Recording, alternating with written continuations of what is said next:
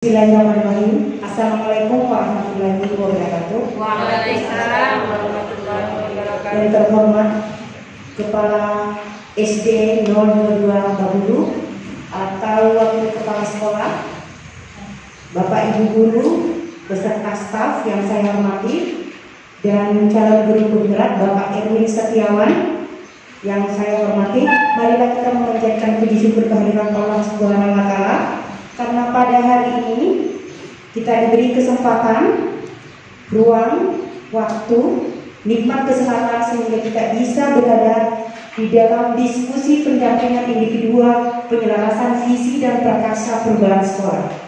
Terima kasih Bapak Ibu telah berkenan hadir dalam kegiatan ini.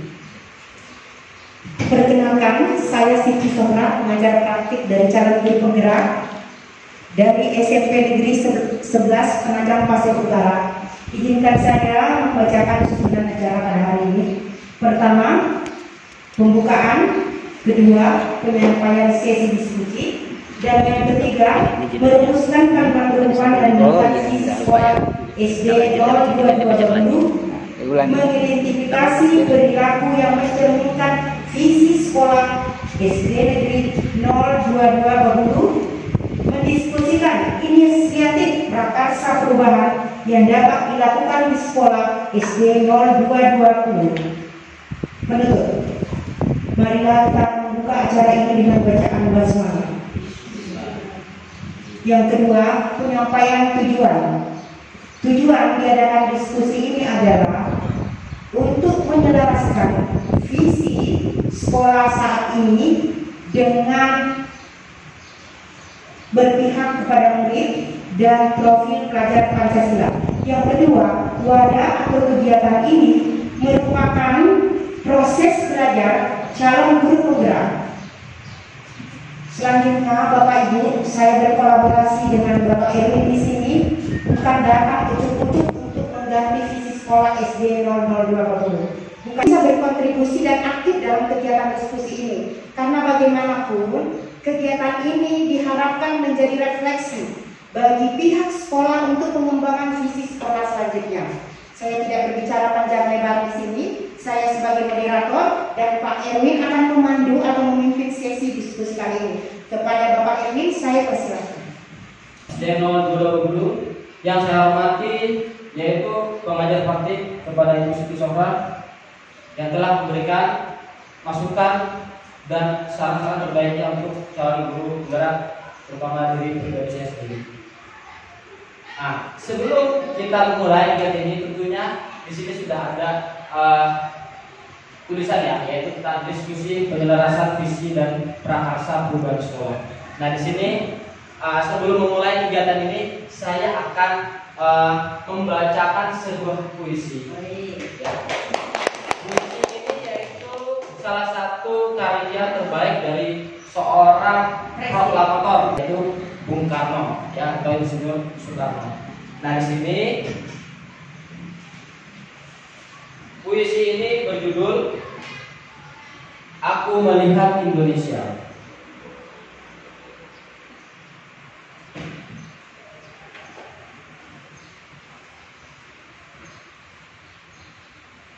Jikalau aku berdiri di pantai Geliat, aku mendengar lautan Hindia bergelora membanting di pantai Geliat itu. Aku mendengar lagu sajak Indonesia.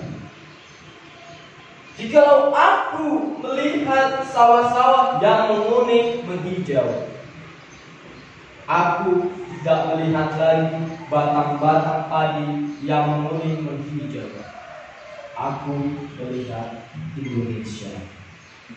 Jikalau aku melihat gunung-gunung, Gunung Merapi, Gunung Semeru, Gunung Merbabu, Gunung Tangkuban Perahu, Gunung Kelebat, dan gunung-gunung yang lain, aku melihat Indonesia. Jikalau aku mendengarkan lagu-lagu yang merdu dari Batak, bukan lagi lagu Batak yang aku dengarkan, aku mendengarkan Indonesia.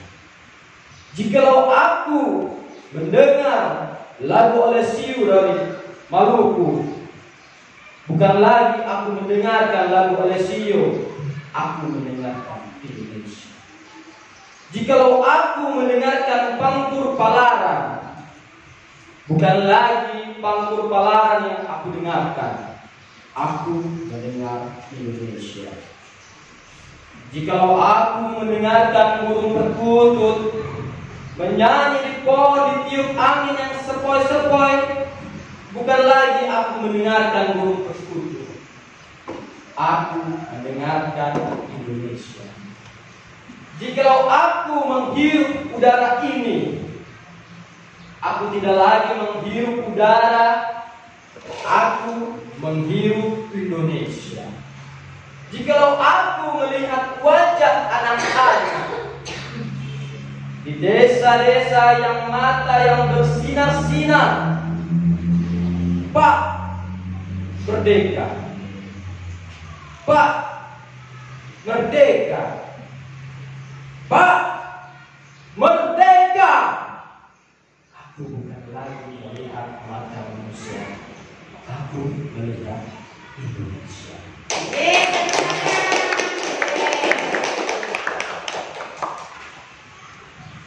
Ya, itu sedikit penyaluran bakat ya. Jadi kalau kita nyuruh anak-anak punya harus bisa juga. Nah, kita harus pahami ya makna yang sangat dalam dari puisi Insinyur Soekarno ini, yaitu melihat Indonesia. Pada saat itu Bung Karno dengan susah payah bagaimana untuk bisa menyatukan Nusantara Indonesia yang sangat luas dengan berbagai macam agama, adat, suku, ras, dan segala perbedaannya. Dia melihat cita-cita Indonesia itu ingin merdeka, ingin adanya pendidikan itu merata, bukan hanya bangsawan saja yang bisa merasakan. Jadi sangat besar cita-citanya. Nah, tentunya puisi ini akan berkaitan dengan kegiatan yang akan kita diskusikan bersama, yaitu tentang apa sih cita-cita pendidikan di Indonesia. Kalau kita pernah mungkin mendengar Bapak Pendidikan Indonesia yaitu Ki Hajar Dewantara. Nah, inilah nanti kita bisa sebenarnya kita kembali ke awal. Kita melihat bagaimana sih seorang Ki Hajar Dewantara menerapkan itu dengan sekarang kurikulum merdeka seperti itu. Nanti kita akan bahas sama-sama. Nanti berkaitan tentang selama kegiatan itu berlangsung ya. Contohnya saja nanti saya akan terangkan misalnya silakan tunjuk tangan sebelum bertanya sebelum seperti ya. Nah, kesempatan belajar ini juga bisa kita akan gunakan pada saat kita di kelas ya kan.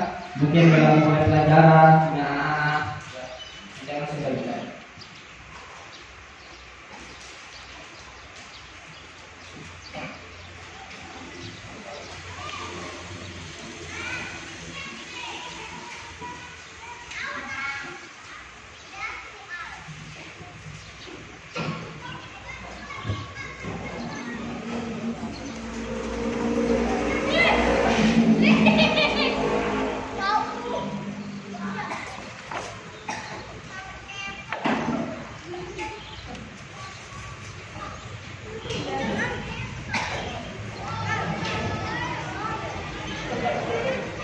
Jadi di sini kita klasifikasikan ada tiga kesepakatan ya. Yang di sini tentunya yang pertama berbentuk kata sopan santun ya. Jadi ada ketiga ini. Bapak Ibu di sini sebelum memulai diskusi kita ada kalimat pembukaan ya. Ini kalimat pembukaan nanti kita akan isi kelanjutannya ini. Kita memikirkan murid-murid ya, murid seperti apa? Kita pengen murid itu seperti apa? Contoh ya, misalnya saya ingin murid saya itu kreatif, berprestasi, bidang olahraga. Nah, seperti itu bisa. Lalu kita percaya bahwa murid adalah, murid menginginkan apa kira-kira? Ini potensinya. Jadi kita percaya bahwa apa yang dipercaya tentang murid di sini, tetapi harus berpikir berbasis aset, bukan negatif. Jadi sesuatu yang positif yang telah ada di sini. Misalnya di sekolah kita mengutamakan apa? Mengutamakan mungkin mengutamakan pendidikan karakter misalnya akademik itu yang kedua ini bisa. Ini kan kita melanjutkan kalimat ini yang positif. Artinya sesuatu yang sudah ada di sini. Bagaimana ibu melihat potensi siswa di sini? Saya dan guru lain di sekolah, saya paham bahwa kira-kira apa yang dipahami sekolah ini.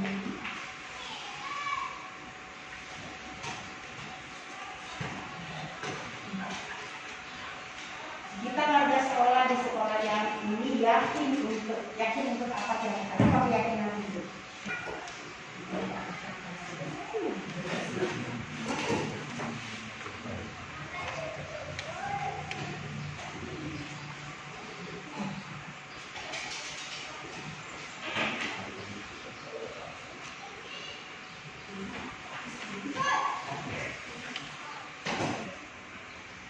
Soal terakhir, di sini kan saya dan guru lain di sekolah, saya paham bahwa, nah untuk kalimat tanya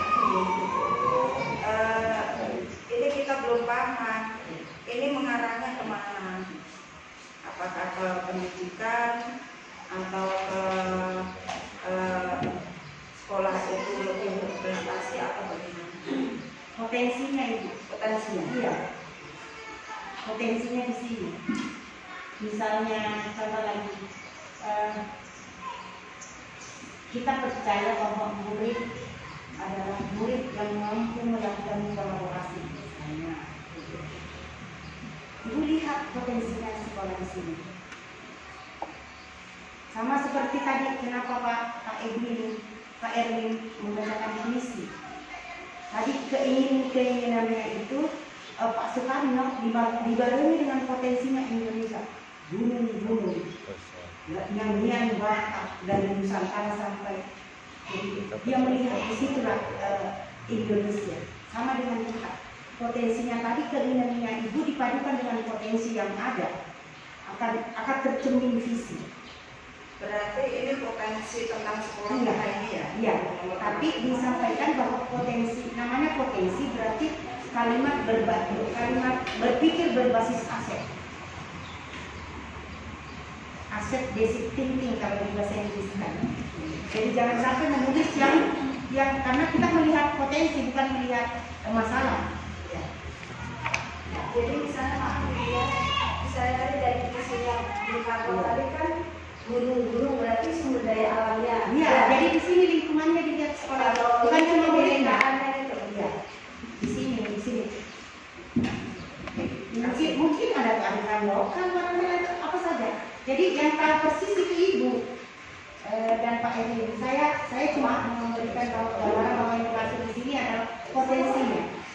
Kita percaya bahwa murid adalah manusia amanah yang harus dibimbing tadi menuju meraih cita-citanya di era globalisasi.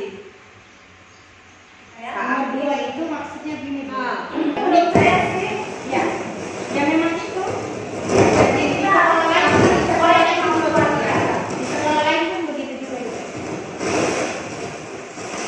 memiliki karakter yang berbeda dan unik sehingga kita sehingga Karakter yang berbeda-beda. ya, karakter yang berbeda menurut saya sih. Karakter yang berbeda terus Tadi siswa memiliki karakter yang unik dan berbeda-beda dan memiliki kemampuan yang berbeda-beda. Nah, dari situ kita dapat mengembangkan bakatnya dari yang unik-unik tadi itu yang berbeda-beda. Tapi nggak tahu bahasa. Dia nggak sampai kemana-mana. Yang penting apa yang ibu percaya. Tanpa membuat kita mau ini Memiliki karakter yang unik dan cukup pendek aja Pak, dan sampai panjang. yang mempunyai kemampuan yang baik dan mempunyai kemampuan yang berbeda antara siswa satu dengan yang lain. Memiliki kemampuan yang berbeda. Sama dia kurang jadi nggak masalah, karena memang pandangan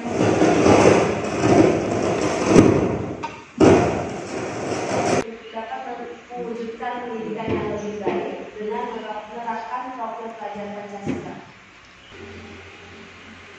Di sini kita dapatkan beberapa pendapat ya dari masing-masing, dari pendapat Bapak Ibu guru. Yang pertama di sini ada yang jawab tentang erat dengan profil pelajar Pancasila. Ya. Berarti kita memimpikan siswa itu nanti kita dapat ya memiliki karakter yaitu profil pelajar Pancasila. Karena di sini semua termasuk dari profil pelajar Pancasila ya, Bapak Ibu. Kita lanjut. Kita percaya bahwa murid memiliki karakter yang unik berbeda-beda dan memiliki kemampuan yang berbeda-beda. Yang kedua, anak mempunyai kemampuan yang berbeda-beda. Ya, ini sama ya, kalau lagi nomor 1 dan 2 jawabannya. Mampu mewujudkan prestasi dan kreativitasnya, penerus masa depan yang dapat mengharapkan sebagai pemimpin. Kita percaya berarti di sini nanti murid itu pasti nanti dari selepas dari kita sekolah, yaitu yakin bahwa anak itu memiliki karakter, ya tentunya, dan kemampuannya pun pasti berbeda-beda, ya. Lalu di sini yakin juga bahwa anak itu nanti yakin berprestasi, ya. Kalau kita harus kalau sudah percaya, kita yakin mewujudkan prestasi itu dengan kemampuan yang unik tadi itu dari siswa itu ya, yakin. Nah ini kaitannya dengan penerus, yaitu kalau sudah berprestasi tentunya yang diharapkan nanti penerus bangsa, nah, seperti itu, mengharapkan sebagai pemimpin tentunya yang bisa menggantikan kita juga ketika nanti kita sudah pensiun, ya kan pastilah anak-anak didik kita yang meneruskan atau enggak pendidikan kita ini. Di sekolah kita mengutamakan pendidikan berkarakter, akhlak, karakter baik dan positif. Di sekolah kita mengutamakan adab sopan santun, siswa memiliki karakter yang baik, seperti itu ya. Murid di sekolah kita sadar betul bahwa pendidikan kita sadar betul untuk mewujudkan cita-cita anak bangsa. Mereka memerlukan karakter yang baik dan cerdas. Pendidikan merupakan wadah untuk menumbuhkan karakter. Jadi sadar bahwa kita memang harus di sekolah itu yang kita tanamkan seperti ini, karakter masih berkaitan ya, cerdas, lalu tentunya bisa bermanfaat untuk orang banyak ke depannya. Kita warga sekolah yakin menjadikan sekolah lebih maju dan unggul, dapat memajukan pengetahuan ilmu di sekolah dan lingkungan untuk dapat mewujudkan pendidikan yang lebih baik dengan menggunakan profil pelajar Pancasila. Kalau di sini ada kata yakin lagi, berarti kita optimis. Kita yakin bahwa anak nanti dapat maju dengan kemampuannya masing-masing, ya kan? Tentunya dibarengi karakter anak itu yang berluhur dengan menerapkan profil pelajar Pancasila ini. Saya dan guru lain sekolah saya paham bahwa pembelajaran yang disampaikan dengan menggunakan proyek, karena pembelajaran yang langsung diperhatikan itu langsung lebih menyenangkan bagi siswa. Betul, dan ini saya alami juga, pembelajaran yang langsung kita terapkan di lapangan itu bermakna bagi siswa. Itu saya sudah terapkan dan itu bagi saya itu berhasil, karena setiap ada kegiatan anak itu selalu lagi, Pak apa lagi Pak kegiatan ini, nah itu seperti feedback baik lah dalam kegiatan itu. Nah kita harus bekerja sama untuk mewujudkan pendidikan yang lebih baik, saling membantu untuk mewujudkan demi anak bangsa melalui media alam ataupun teknologi. Nah ini sadar betul kita harus saling membantu Bapak Ibu, tidak bisa kita berjalan sendiri apapun seperti itu. Kata kuncinya Kolaborasi. Dalam acara ini pun saya juga nggak bakal bisa berjalan sendiri tanpa adanya Bapak Ibu sebagai audiens di sini. Jadi saya berterima kasih kepada Bapak Ibu untuk bisa menyempatkan kehadiran Bapak Ibu. Nah, ini visi sekolah kita Bapak Ibu ya. Nah ini visi unggul dalam prestasi, beriman dan berbudi pekerti sesuai dengan nilai Pancasila. Jadi ini visi ini masih belum berubah, masih tahun kemarin. Jadi selaras tidak? Kira-kira selaras tidak Bapak dengan kalimat umpan yang sudah kita lakukan? Kalau Bapak Ibu ingin merevisi itu dilanjutkan dengan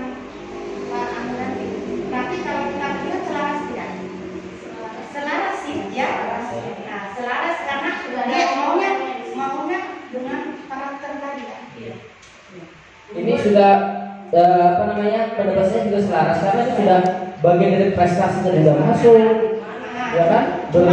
Berbudi masuk juga. Cuma kalau mau dideskripsikan lebih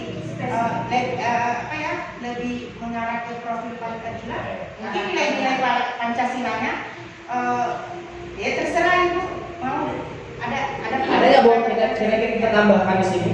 Mungkin misalnya kalau mau profil pelajar Pancasila di sini tulis saja. Nah, jadi karakter itu kan sebenarnya nilai-nilai Pancasila. Nah, namun kan sekarang lebih kerennya profil pelajar Pancasila karena lebih spesifik beriman bertakwa, mandiri ini dan lain sebagainya. Nah, kemudian setelah tadi program untuk mendorong pertumbuhan ekonomi. ya, Bisa di sini saya contohkan misalnya bergotong royong. Misalnya salah satu program kita biasanya Jumat bersih, kita bersama-sama untuk membersihkan sampah di lingkungan sekolah. Itu contoh kecil. ya, Nah, misalkan kayak UKS ya, ya, apa saja. dengan masyarakat ya. Berarti intinya nanti pasti ada kerjasama dengan bank juga. Ada visi nanti. Menabung, Nah, kerjasama dengan bank, nah, Dengan apa ini? Bergotong royong. bergotong royong di lingkungan sekolah. dengan kegiatan apa? Jelas kegiatannya Bu. Dengan Manajemen. kalau sarana dan prasarana itu kan tempat sama yang Nggak tahu juga sih Pak. Yang penting yang manajemen yang mana? sama yang Kan? masukkan. Nah, jadi kekurangannya kita ya di sarana dan prasarana. Iya kan Bu ya? Jangan di situ tuh. Iya. Lanjut, Pak. Iya, itu bacanya. Tapi kan seandainya ada ide ibu, ini ide misalnya ada misi yang belum, saya belum terakomodir di situ. Bisa ada contoh, ada di prakarsa namanya prakarsa sekolah. Nah, ada contohnya bagiannya Pak Edwin kemarin, tapi ini bukan sekolah, visi sekolah, tapi visi pribadi. Cuma kalau untuk visi sekolah dicontohkan seperti itu. Ya, Pak Edwin dan Pak. Ini Bapak Ibu, ini coordinator and learning. Nah di sini ada namanya Bagja. Nah Bagja di sini menurut guru penggerak beranjak dari cara berpikir defisit ke cara berpikir aset, menjadi tangguh, pantang menyerah, dan terus meningkatkan kemampuan diri dalam memimpin dan mengelola perubahan. Jadi di sini ada tahapan Bagja. Ini visi saya di guru penggerak. Terwujudnya siswa berkarakter, profil pelajar Pancasila dengan pembelajaran yang menyenangkan. Itu Jadi intinya Pak.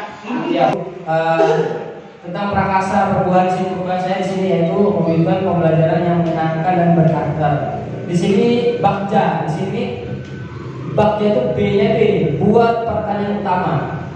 Jadi buat pertanyaan utama di sini yang sudah ditulis namanya. Pertanyaan utama di sini, apa yang harus kita lakukan untuk mewujudkan pembelajaran yang menyenangkan dan berkarakter? Ini kita bikin sendiri pertanyaannya. Nah, tentunya dengan prakarsa tadi ya kita kaitkan. Lalu tindakannya di sini saya berdiskusi dengan kepala sekolah, dengan rekan sejawat mengenai pentingnya pembelajaran yang menyenangkan dan berkarakter. Lalu mencari referensi mengenai aktivitas pembelajaran yang menyenangkan dan berkarakter. Lalu yang A, di sini A itu ambil pelajaran, ya, ambil pelajaran.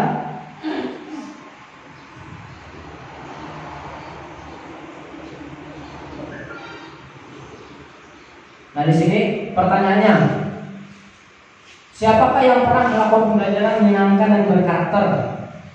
Nah di sini lalu kegiatan apa saja yang menurut anak-anak terasa menyenangkan dan berkarakter dalam pembelajaran?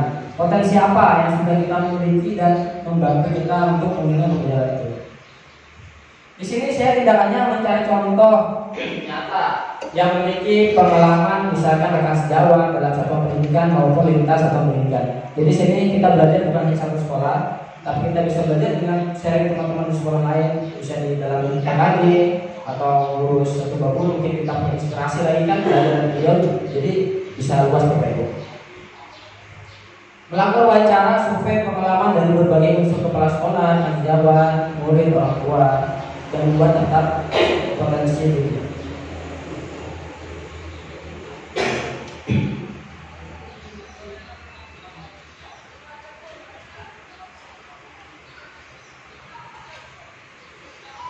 G di sini gali mimpi. Jadi kita akan menggali mimpi anak-anak. Pertanyaannya, apakah hal-hal kebiasaan baru yang kita bayangkan terjadi jika pembelajaran yang menyenangkan dan berkarakter telah berjalan dengan baik? Jadi kebiasaan baru di sini saya tindakannya membuat daftar potensi yang akan kita peroleh, membuat daftar sikap kita terhadap ketidakmampuan murid, membuat catatan guna pribadi yang membuat resume kegiatan pembelajaran.